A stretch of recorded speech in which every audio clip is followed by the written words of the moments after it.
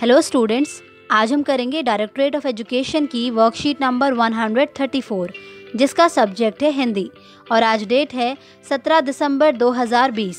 ये worksheet class 4th के बच्चों के लिए है। तो चलिए स्टार्ट करते हैं हम आज की वर्कशीट।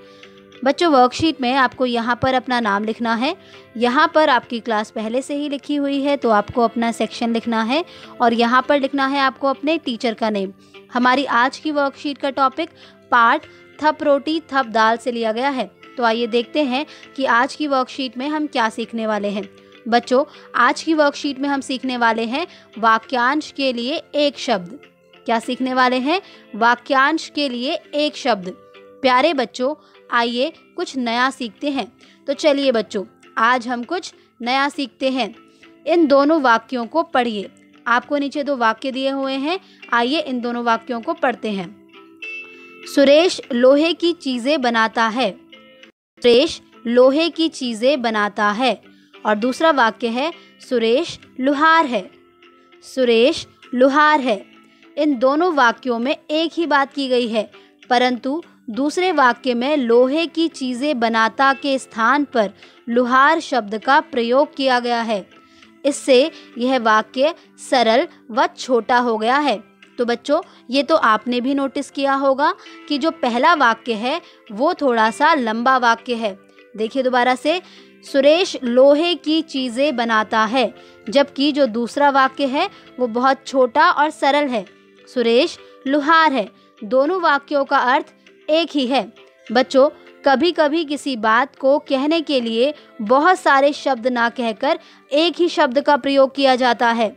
जैसे जो कपड़े सिलता हो दर्जी, जो साथ पढ़ता हो सहपाठी। तो आया आपको समझ में बच्चों? यही है वाक्यांश के लिए एक शब्द, यानी कि पूरे के अंश को ना कहकर अगर हम सिर्फ एक शब्द के द्वारा ही उसको प्रकट करते हैं तो वो होता है वाक्यांश के लिए एक शब्द। ओके। प्रश्न 1, नीचे दिए गए चित्रों को देखकर अनेक शब्दों के लिए एक शब्द लिखिए। तो आइए बच्चों, इन चित्रों को देखते हैं और अनेक शब्दों के लिए एक शब्द लिखते हैं। बच्चों, क्या आपको पता है कि डाक बांटने वाले को क्या कहते हैं? बिल्कुल सही, डाक बांटने वाले को कहते हैं डाकिया। क्या कहते हैं? डाकिया। तो हम यहाँ लिख देंगे डाकिया। ओके। अगला देखिए, गीत गाने वाली। तो जो गीत गाने वाली होती है उसे हम क्या कहते हैं? उसे हम कहते हैं गायिका। क्या कहते हैं? गायिका। और अगर वो लड़का हुआ तो हम उसे कहेंगे गायक। ओके बच्चों। अगला देखते हैं, पौधे लगाने वाला। पौधे लगाने वाले को हम क्या कहते हैं? उसे हम कहते हैं माली। क्या कहते हैं? माली कहते हैं। प्रश्न 2, पढ़िए, समझिए और उपयुक्त संकेत शब्द चुनकर लिखिए। तो आइए बच्चों, पहले हम इसे पढ़ते हैं, फिर हम इसे समझेंगे बहुत अच्छे से और उसके बाद हम इसके लिए उपयुक्त संकेत शब्द चुनकर लिखेंगे। ओके। मोहन और सोहन 2 दोस्त थे। मोहन लोगों का इलाज करता था और सोहन विज्ञान का विशेषज्ञ था। उन दोनों के अंदर बहुत साहस था। उन दोनों पर ही विश्वास किया जा सकता था। वे दोनों ही ईश्वर में विश्वास रखते थे। बच्चों, आप देख रहे होंगे कि यहाँ पर कुछ वाक्यांशों को गहरे रंग से लिखा हुआ है, जैसे कि लोगों का इलाज करता, विज्ञान का विशेषज्ञ, अंदर बहुत साहस, विश्वास किया, ईश्वर में विश्वास। ओके बच्चों, तो आइए अब हम देखते हैं कि इनके लिए हम कौन से एक शब्द का प्रयोग कर सकते हैं। तो जैसे कि पहला है जो लोगों का इलाज करता हो। तो बताइए, जो लोगों का इलाज करता है उसे हम क्या कहेंगे?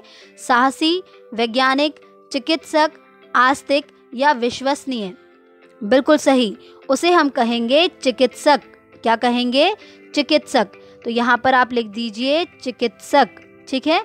इंग्लिश में हम इसे कहते हैं डॉक्टर। ओके बच्चों।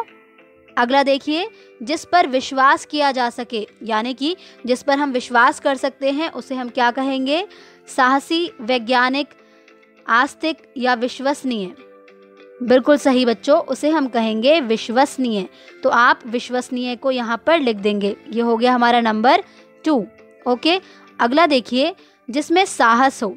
बच्चों, जिसमें साहस हो उसे हम क्या कहेंगे? साहसी, वैज्ञानिक या आस्तिक? बिल्कुल सही बच्चों, उसे हम कहेंगे साहसी। तो ये है नंबर 3, तो इसे आप यहाँ पर लिख दीजिएगा। ओके, अगला देखते हैं। जो विज्ञान का विशेषज्ञ हो, यानी कि जिसे विज्ञान के बारे में बहुत अच्छी नॉलेज हो, उसे हम क्या कहेंगे? वैज्ञानिक या फिर आस्तिक? बिल्कुल सही बच्चों, उसे हम कहेंगे वैज्ञानिक। तो ये हो गया हमारा नंबर 4, तो इसे आप यहाँ पर लिख देंगे। ऐसे ही अब हमारा अगला है ईश्वर में विश्वास रखने वाला। तो वो व्यक्ति जो ईश्वर में विश्वास रखता है, उसे हम क्या कहेंगे? उसे हम कहेंगे आस्तिक। ओके, तो ये हो जाएगा नंबर 5, इसे आप यहाँ पर लिख देंगे।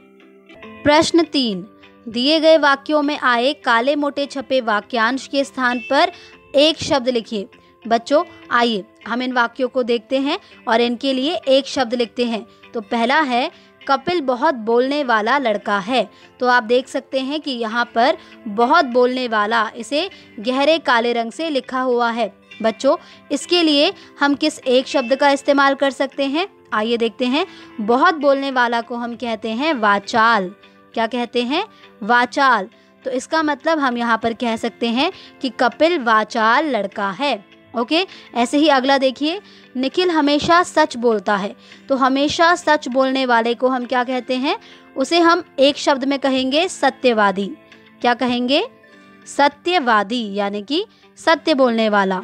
तो इसलिए हम यहाँ पर कह सकते हैं कि निखिल सत्यवादी है। ऐसे ही अगला है दीपक काम से जी चुराता है। तो बच्चों काम से जी चुराना, इसके लिए हम किस एक शब्द का प्रयोग कर सकते हैं? बिल्कुल, इसके लिए हम इस्तेमाल कर सकते हैं काम चोर। तो हम कह सकते हैं कि दीपक काम चोर है। ठीक है, अगला है मछली जल में रहती है। मछली जल में रहती है। बच्चों जल में रहने वाले को हम एक शब्द में क्या कह सकते हैं? जलचर। क्या कह सकते हैं? जलचर। ठीक है, तो मतलब कि हम इस वाक्य को इस तरह से बोल सकते हैं, मछली जलचर है। ठीक है, प्रश्न 4 देखिए। नीचे दिए गए अनेक शब्दों के लिए एक शब्द लिखिए। तो पहला है जो वर्ष में एक बार हो, यानी कि जो पूरे वर्ष में एक बार हो सिर्फ। तो उसे हम क्या कहेंगे? उसे हम कहेंगे वार्षिक। क्या कहेंगे? वार्षिक।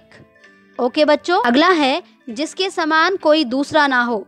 बच्चों इसके लिए हम किस एक शब्द का इस्तेमाल कर सकते हैं? इसके लिए हम इस्तेमाल कर सकते हैं अनुपम। क्या इस्तेमाल कर सकते हैं? अनुपम। अनुपम का मतलब होता है जिसके जैसा कोई दूसरा ना हो। ओके बच्चों, तो इसे आप ज़रूर कीजिएगा। इसी के साथ आपकी आज की वर्कशीट कंप्लीट होती है।